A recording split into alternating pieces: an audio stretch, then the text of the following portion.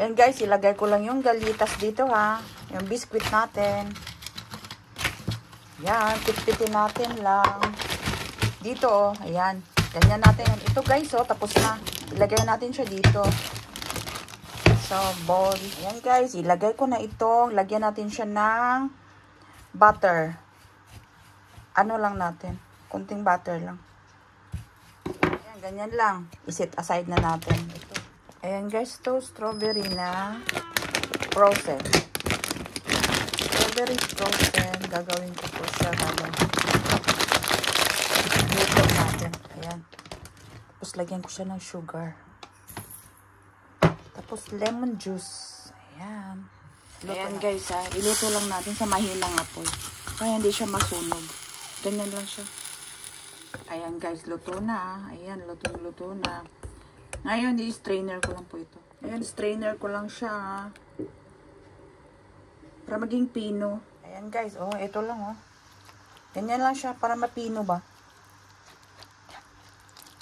Ayan na siya guys. So, kunti lang yung kunti lang yung nagawa. Kasi 500 grams lang yung frozen. Ayan na siya.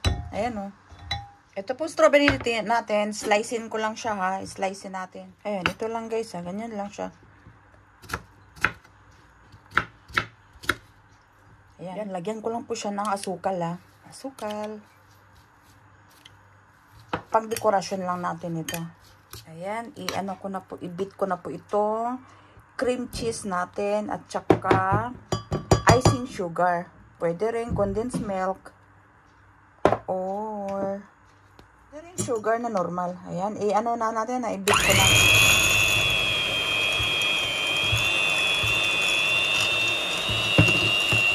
Ito na po siya oh.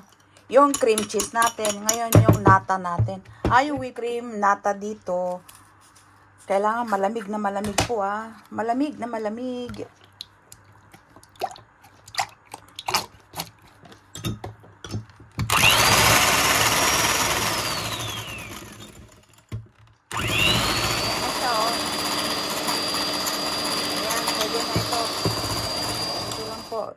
Ayan guys, ganito lang yung natin na whipped cream natin.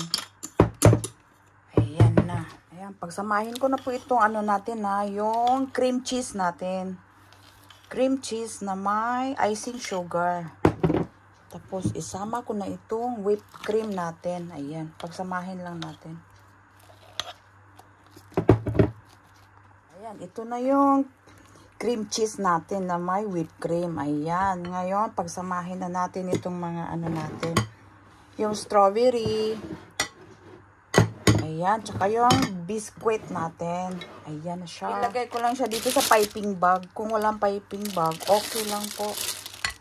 Ayan. Para mas madali siyang maimuntar. Dito ko po siya ilagay sa bowl na to ha. Sa baso, pwede rin. Magganyan lang tayo. Maglagay na tayo.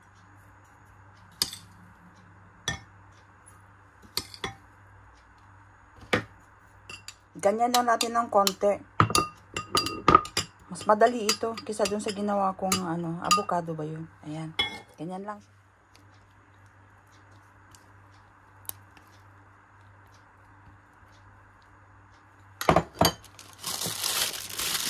Ayan na yung strawberry natin.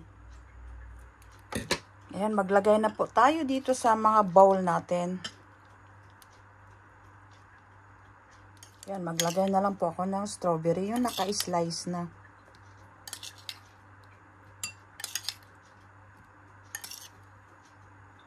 Itong whipped cream natin. Ayan, whipped cream na tayo. Ganito lang siya.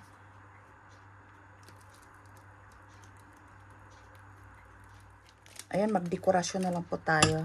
Kasi may natirang konti. Ayan, konti lang.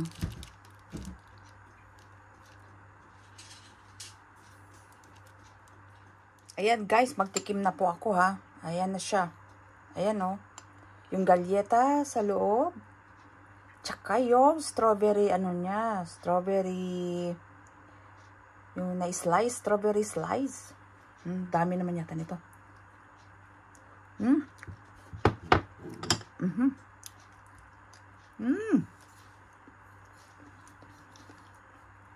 Grabe, tama lang po yung tamis niya.